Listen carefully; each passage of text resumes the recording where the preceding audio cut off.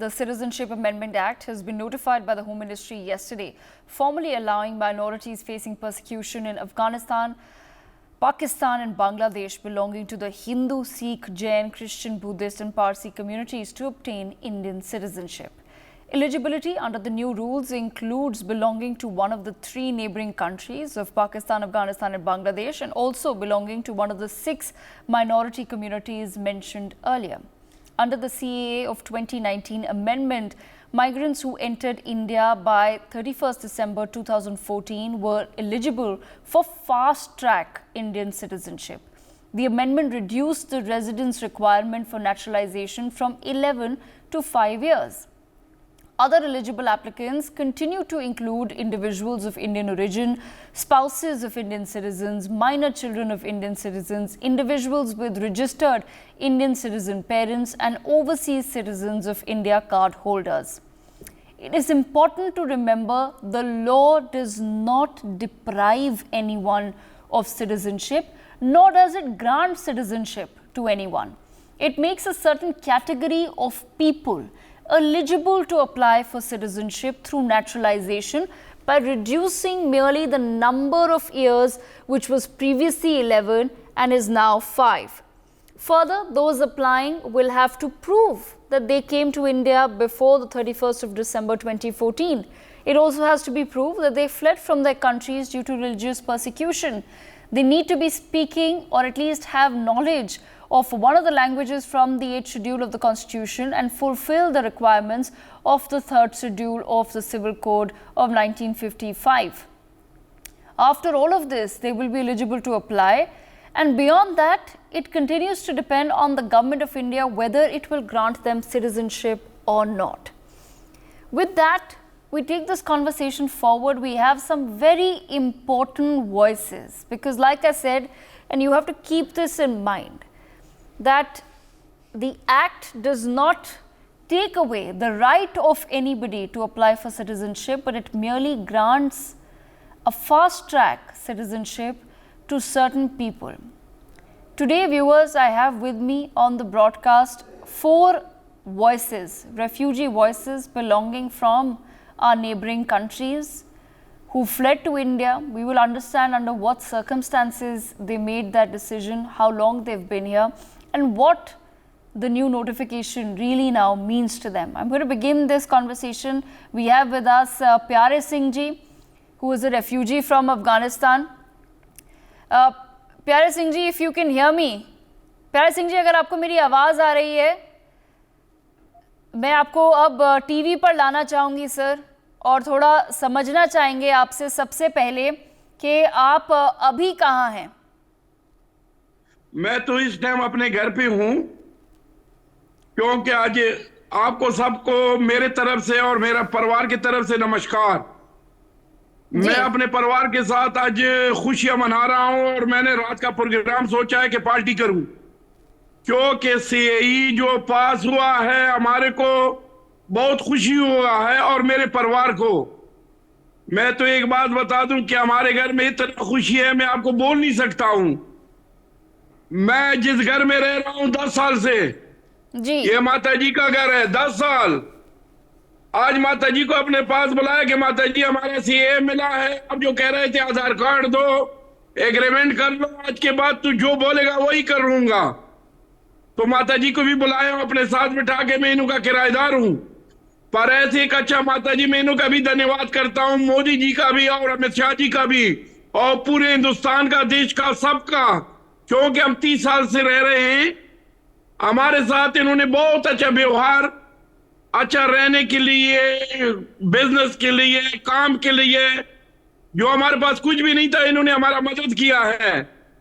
मैं खुसूसन आज मोदी जी का बहुत धन्यवाद करता हूं जी, और अमित शाह जी का, जो सीएए पास करवा के हमारे को हिंदुस्तानी का मान दिया है, अपना हुकूक दिया है कि आज मैं गर्व के साथ बोल सकता हूं मैं हिंदुस्तान का हूं। जी प्यारे सिंह जी, दर्शक ये भी समझना चाहेंगे, आप कह रहे हैं आप 30 साल से भारत में रह रहे हैं, पर आप अफगानिस्तान से आए थे 30 साल पहले, तो क्या सर्कमस्टेंसेस थे, क्यों आपको भारत आना पड़ा? मैडम जी, वहां अफगानिस्तान में जो पहले इनकलाब आया था तालिबानों का, ये जो अब तालिबान उस टाइम मुजाहिदीन कहते थे, तो उस टाइम हमारे घर मेरे दो थे और हमारा मम्मी था, पापा, चलो भाई। तो हम चाहते थे कि हमारे ये बहन बेटियां सुरक्षित रहे और हम हिंदुस्तान जाए और हिंदुस्तान में हमारा वहां ये बच्ची सुरक्षित रहे और देखा जाएगा। पर अफसोस की बात है, 30 साल लग के इतना मेहनत कर करके आज हमारे को नेशनलिटी के बारे में या सीए के बारे में आज हमारे को अधिकार मिला है। तो हम बहुत खुश हैं, इस वजह से आए थे कि हम यहाँ आ जाएंगे, सुरक्षित भी रहेंगे और हमारा धर्म का भी खतरा नहीं होगा, क्योंकि हम एक सिख हैं। सिख कभी मुसलमान नहीं बन सकता है और ना हम मुसलमान बनना चाहते हैं। तो सिख हिंदू इसलिए यहाँ है कि वो सुरक्षित रहे। एक तो हम कारोबारी हैं, चाहे हमारे को सब्जी मंडी में बिठाओ, रोड पे बिठाओ, कहां भी बिठाओ, हम रोटी अपना कमाएंगे। पर जो ये इज्जत है, ये मान है, ये सिक्की है, ये हमारे से कमाया नहीं जाता है। 3 साल पहले हमारे ऊपर प्रॉब्लम आ गया तो मोदी जी ने हमारे लिए वहां जहाज भिजवाया और हमारे को सब यहाँ सुरक्षित बुलाया गया हमारे को। हम हिंदुस्तान में, तो हम हिंदुस्तान में बहुत खुश हैं। पहले तो हमारे को पता नहीं था कि कब हमारे को हिंदुस्तान से निकालेंगे और आज ये पता लगा कि हम हिंदुस्तान ये किसमें हिम्मत नहीं कि हमारे को हिंदुस्तान से कोई निकालेगा। तो हम इस वजह से पासपोर्ट ले सकते हैं, स्कूल में बच्चे दाखिल कर सकते हैं। देख लो, मेरे एक छोटा पोता है, आज दिन तक हम इसको नहीं बोल सकते थे हिंदुस्तानी, आज गर्व से बोलेंगे कि तेरा दादा भी हिंदुस्तानी है और मेरा पुत्र भी और मेरा पोता भी। तो हम आप मोदी जी से और अमित शाह जी से, पूरे हिंदुस्तान की जनता से, अपोजिशन का भी धन्यवाद करूंगा कि हमारा खिलाफ में कोई बात नहीं है, पर ये हमारे लिए गर्व की बात है कि हम आज हिंदुस्तानी हैं। प्यारा सिंह जी, ये भी समझना चाहेंगे कि इतने साल आप भारत में रह रहे हैं और जैसा कि आपने कहा कि ऑफ कोर्स डॉक्यूमेंट्स बनाने में बहुत मुश्किल होती होगी, एक्सटेंडेड वीजा पे आप रहते होंगे, तो क्या क्या डिफिकल्टीज थी, क्या परेशानियां थी? मैडम जी, आपका शुक्रगुजार हूं कि आपने ये विषय आपने बता दिया। पहले तो वीजा लेना इतना मुश्किल होता था ना, 3 महीने का वीजा लेना, आपको क्या बता दूं। पासपोर्ट हमारे एक्सपायर होते थे तो हमारे को उस टाइम में भी अफगानिस्तान के एम्बेसी में पैसा देना पड़ता था कि उसको नया करवाएं, नया तो हो नहीं सकता था। हम कितना परेशान थे कि आपको अब क्या बता दूं, कितना करूं, बड़े बड़े किताब भर जाएगा। ऐसी एक बात बता दूं आपको, मेरा बाप एक्सपायर हो गया 2010 में, उसको तमन्ना था कि मैं कब मेरे को एक पासपोर्ट, एक वीजा मिलेगा कि मैं भी कहां जाऊं। हम एक जेल में थे, जेल में, ठीक है हम हिंदुस्तान में थे, पर बिना सीए, बिना नेशनलिटी जेल में थे। कभी ये सोच नहीं सकते थे कि हम कहां से आए, कहां जा सकते हैं, कहां घूम सकते हैं, मकान खरीद सकते हैं, दुकान खरीद सकते हैं, कोई बिजनेस कर सकते हैं, एक रिक्शा भी हम नहीं खरीद सकते थे। तो ये हमारी गर्व की बात है कि हमारे लिए मोदी जी ने ये सीए ले आया। आज गर्व के साथ हिंदुस्तान का वासनीक हो गए। जो हिंदुस्तान में कोई नागरिक रहता है वो कर सकता है, वो मैं भी कर सकता हूं। तो ये आपका भी आभार प्रकट करता हूं कि आपसे मेरे ऑनलाइन हो गए हो। तो ये माता जी का भी 10 साल हो गया इसके घर में किराए पे रह रहा हूं, एग्रीमेंट मेरे से नहीं मांगा। क्यों? मैंने उसको बोला मेरे पास पेपर नहीं है, आप जो अंगूठी लगा लो मेरे से, मेरा नीयत खराब नहीं है, किराया टाइम पे दे दूंगा। पर मैं आप लोगों का, पूरा भारत सरकार का बहुत शुक्रगुजार हूँ।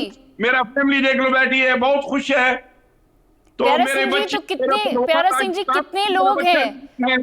प्यारा सिंह जी, परिवार में अब कितने लोग हैं? आप कह रहे 30 साल से भारत में हैं, अब परिवार में कितने लोग हैं जिनको बेनिफिट मिलेगा? मेरा वाइफ है, मेरा बहू है, मेरा 2 बच्चे हैं, पोता है और मेरा गुड़िया भी आई है पंजाब में। तो गुड़िया को भी पता लगा, अभी फोन ही फोन आ रहा है जी कि पापा जी तुम भी हिंदुस्तानी हो गए हो। तो हम गर्व से कह सकते हैं कि हम हिंदुस्तानी हैं और हमारा खून में भी हिंदुस्तान है। हाँ, हमारे को तो फौज में मैं कहता हूं शामिल कर लो कि हम जाएं हिंदुस्तान के लिए, मरो मिटे। हम डरने वाले नहीं है। कहां भी मोदी जी हमारे को भिजवाएगा ना, हमारे में ताकत आ गया है। मैं जी तो तकरीबन 5 साल का हो गया हूं, पर ये सोच लो कि मैं 18 साल का हूं। मैं एक फौजी हूं, हिंदुस्तान के लिए लड़ूंगा, मरूंगा, और मेरे को कोई डर नहीं है।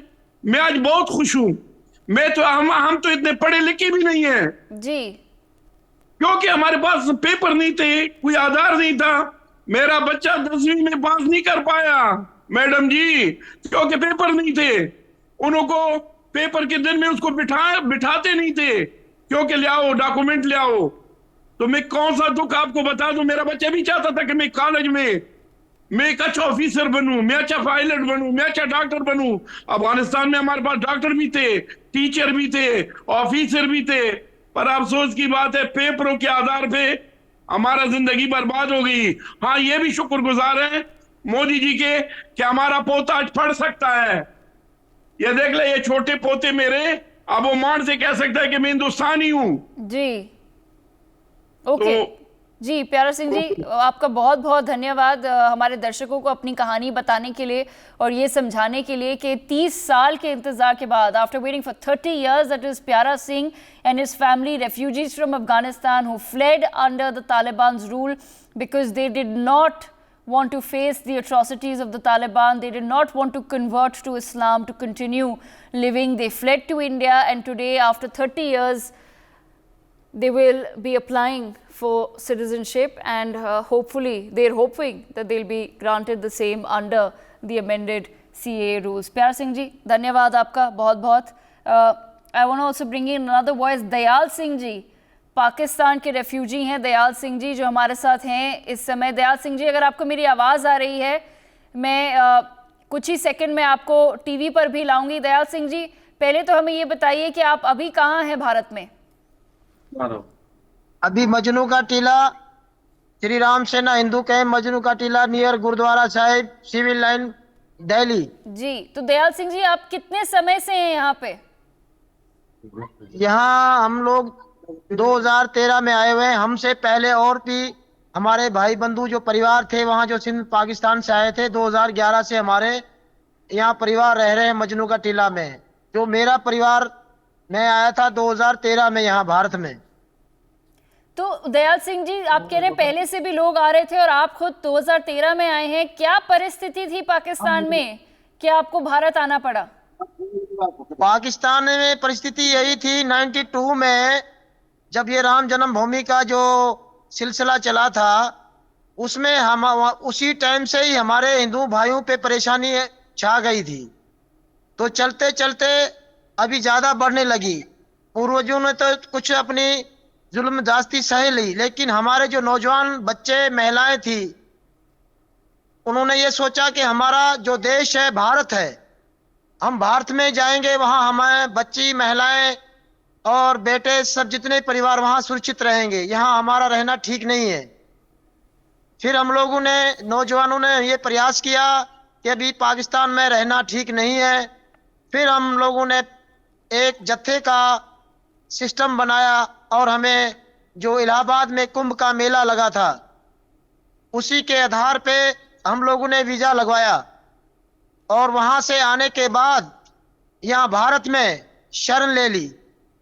शरण लेने के बाद अभी हमारा को तो यहाँ जानने वाला था नहीं जी, लेकिन हमारे बीच में एक श्री नाहर सिंह थे जो बिजवासन में रहते हैं. उन्होंने हमें शरण दी, उन्होंने हमें अपनाया और उन्होंने दुख दर्द हमारे देखे, हमने उन्हें सुनाए. उन्होंने 47 कमरे दिए बिजवासन में, 47 कमरे दिए. जो हमारे परिवार वहां से आए हुए थे उनको अपने घर में बिठाया, उन्होंने आरती नमन की और सरकार ने कहा कि ये कौन लगते हैं, ये क्या? उन्होंने कहा कि ये मेरे बच्चे हैं जो मेरे 47 से बिछड़ गए थे, आज मेरे पास आ गए हैं, ये मेरे बच्चे हैं, ये हिंदुस्तानी है.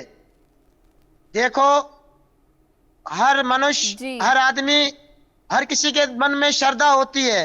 ना हमें जानते थे ना कुछ न बात, लेकिन एक इंसानियत के नाते उन्होंने देखा कि वाकई पाकिस्तान के अंदर परेशानी हिंदुओं के साथ हो रही है और देख भी रहे हैं, तो उन्होंने कुछ नहीं देखा।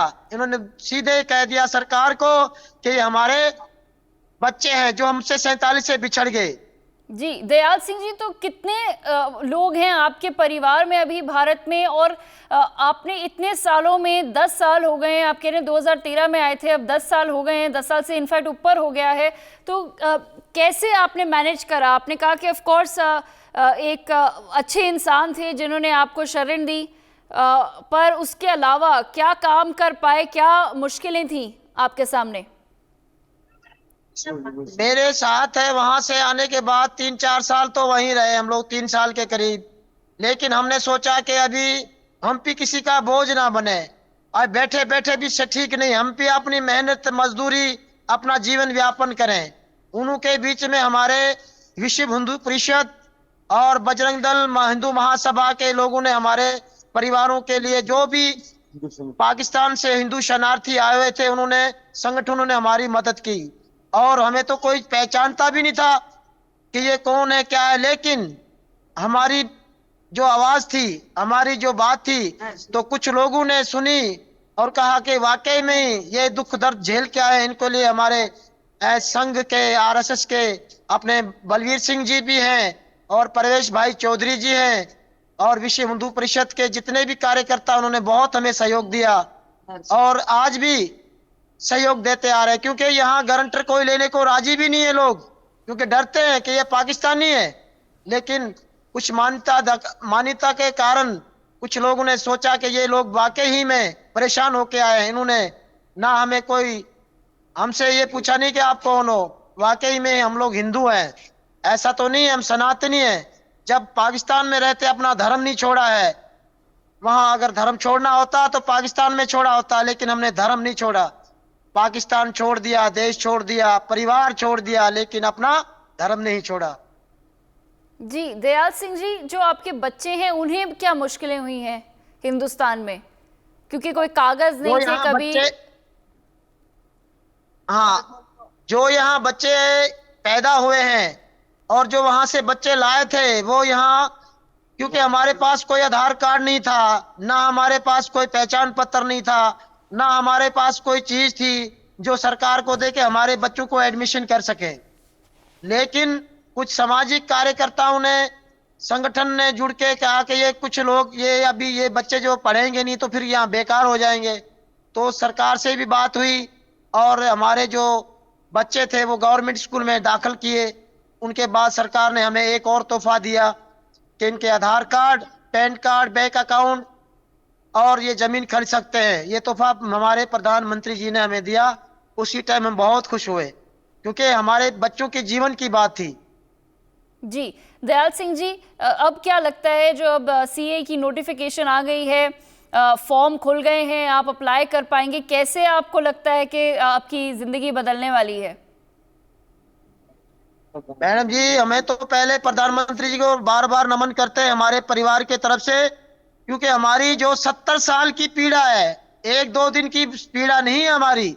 70 साल से हम भटके हुए हैं, हमारे साथ अत्याचार हुए हैं पाकिस्तान के अंदर। लेकिन आज हमें प्रधानमंत्री जी ने हमारा नया जीवन दिया है, क्योंकि हमारी नई जिंदगी बनी है। हमारे बच्चों की भविष्य के लिए उन्होंने सोचा, हमारे भविष्य बनाने के लिए उन्होंने सोचा कि वाकई में हिंदुस्तान, पाकिस्तान में हमारे हिंदुओं के साथ अत्याचार हो रहा है। इसीलिए प्रधानमंत्री जी ने हमें ये सीए कानून लाया और हमें भारतीय नागरिकता देने का नोटिफिकेशन जारी किया। लेकिन मैं ये कहना चाहता हूं, मैंने तो अप्लाई, मैं और मेरी वाइफ ने 2013 में अप्लाई किया, आज से 3 साल पहले अप्लाई किया हुआ है, लेकिन आज तक मुझे सिटीजनशिप नहीं दे रहे। मेरे पासपोर्ट सारे डिपोज हो गए, सब कुछ होगी, लेकिन ये जो डीएम, एसडीएम वगैरह जो भी है, मैं सरकार से ये कहना चाहता हूं, जो भी ये नागरिकता बिल से पास आया 2019 का एक्ट, तो ये सीधी डायरेक्ट बिना कोई रुकावट के बाकी परमिशन इंक्वायरी कर सकते हैं। बाकी जो देर लगा रहे हैं जो ऑफिसर वगैरह, वो नहीं की जाए, क्योंकि हमारे पास कोई ऑब्जेक्शन नहीं है, ना ही हमें इनकी इतनी जानकारी है। अगर सरकार हमें, हमसे निवेदन करना चाहते हैं कि यहाँ कैंप के अंदर जो रिफ्यूजीज कैंप हैं, जिनका टाइमिंग है 31 दिसंबर 2014 तक है, उनको यहाँ कैंप में ही सरकार कैंप लगाया जाए और इनकी कागज वगैरह डॉक्यूमेंट जितने भी हैं वो जी सबमिट करें और इनको भारत की नागरिकता दी जाए तो बहुत बड़ी अच्छी बात होगी, क्योंकि इनको पता ही नहीं है कि जी कहाँ जाना है, क्या करना है। जी दयाल सिंह जी, बहुत बहुत धन्यवाद। आपकी बात ज़रूर हम सरकार के आगे भी रखेंगे। जो आपने एक बड़ी प्रैक्टिकल मैटर रेज करा है, that the people who fled from several of these countries, a lot of them also being underprivileged, uneducated, will not be able to figure out where is it exactly that they're supposed to go from here. So they will of course continue to require assistance of government and other agencies. Also joining me on the broadcast is Manohar Pradhan, who is a Sikh refugee as well. Manohar ji, बहुत बहुत धन्यवाद हमारे साथ जुड़ने के लिए और अपनी कहानी हमारे दर्शकों के सामने रखने के लिए। सबसे पहले तो मनोहर जी, मैं आपसे ये पूछना चाहूंगी कि आप कितने सालों से हैं भारत से और कहां से आए थे आप?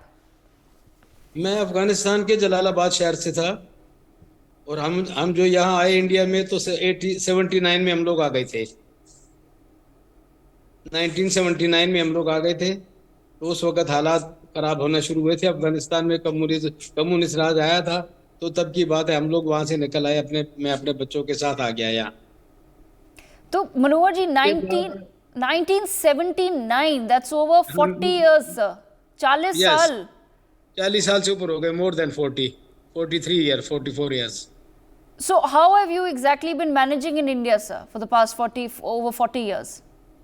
हम लोगों ने ये 40 साल तो कैसे काटे, इसमें से काफी जिंदगी हमारी तो भाग दौड़ में निकल गई कि आज इस दफ्तर जाना है, आज इस दफ्तर जाना है, कहीं वीज़ा नहीं है, वीज़ा लेते तो फिर पासपोर्ट ख़त्म हो जाता, पासपोर्ट ख़त्म ठीक वो कराते, रिन्यू कराते तो वीज़ा ख़त्म हो जाता। तो ऐसी दिक्कतें हमें बहुत झेलनी पड़ी।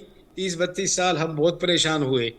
और जो बच्चा अफ़गानिस्तान से आया 5 साल का और आज वो 40 साल का है, ये बात की बात मैं कर रहा हूँ, मैं अपनी बात नहीं कर रहा हूँ। जो हमारे भाई उधर से आए हैं, हमारी सोसाइटी खालसा दीवान वेलफेयर सोसाइटी अफगान हिंदू सिख रिफ्यूजियों के लिए काम करती है और तिलक नगर में हमारा ऑफिस है। तो हम लोग यहाँ इनकी सेवा करते हैं। इनको हमने कार्ड दिलवाए UNHCR के, उसके बाद इनको रजिस्ट्रेशन वगैरह करवाए। तो ये सारे काम सोसाइटी हमारी करती है। तब दिक्कत ये थी 93 में कि माँ बाप जो थे वो तो सड़क पे छत के लिए घूम रहे थे कि कहाँ से कमरा मिल जाए किराए का तो हम लोग ले लें और उसमें घुस जाएं। और जो बच्चे थे वो गलियों में घूम रहे थे, गलियों में आवारागर्दी करते थे, गलियों में घूमते थे। तो खालसा दीवान जो है ये 103 साल पुरानी सोसाइटी है अफ़गानिस्तान की। तो यहाँ कुछ लोग जो थे, कुछ उद्यमी बंदे, सोसाइटी के कुछ मेंबर पुराने, उन्होंने एक मीटिंग करी एक घर में और वहाँ फिर डिसाइड किया कि हम लोग यहाँ भी अपना ऑफिस खोलेंगे और अपने लोगों की सेवा करेंगे। तो जब से हमने 94 से के बाद ये अपना ऑफिस शुरू किया, शुरू में हमने कोशिश करी कि अपने बच्चों को हम स्कूल में दाखिल करवाएं, स्कूलों में एडमिट करवाएं। तो जब हमारे पास पेपर नहीं थे, बहुत दिक्कत हुई, जैसे तैसे करके चलो स्कूलों में उनको दाखिल कराया। पहले साल हमने 57 बच्चे दाखिल कराए और पिछले कितने ये साल जो हो गए 30-35 साल, इसमें हम अपनी सिटीजनशिपों के लिए भागते रहे। और बच्चों को तो खैर पढ़ाई हम कराते रहे, उसमें कोई वो नहीं है, बच्चों को हमने पढ़ाई कराई जितना हमारे से होता था। बाकी जी पेपर मनोहर जी, मुझे बस इतना समझना है कि आप खुद भी अफगानिस्तान से आए हैं एज अ रेफ्यूजी जी, और फिर यहाँ आके आपने एक संस्था शुरू करी कुछ और लोगों के साथ जो मदद कर रही है सिख रेफ्यूजीज की जो अफगानिस्तान से आए हैं, करेक्ट? जी जी बिल्कुल करेक्ट। जी जी हाँ जी, संस्था जो है जी, हमारी संस्था जो है बच्चों को पढ़ाती है, बच्चों की तालीम में मदद करती है और इनको ट्यूशन क्लासें कराते हैं। हम हमारे सेंटर में होती हैं, कंप्यूटर की क्लासें चलती हैं, इंग्लिश क्लासें चलती हैं, स्टिचिंग क्लासें चलती हैं। जो बेटियां हमारी जिनकी उम्र बड़ी है, वो स्कूल के लायक नहीं है जाने के, तो उनको हम वो स्टिचिंग वगैरह के कोर्स करवाते हैं। और संगीत की क्लासें हैं, कीर्तन की क्लासें हैं, ये सारे हमारे दफ्तर में सेंटर में चलते हैं।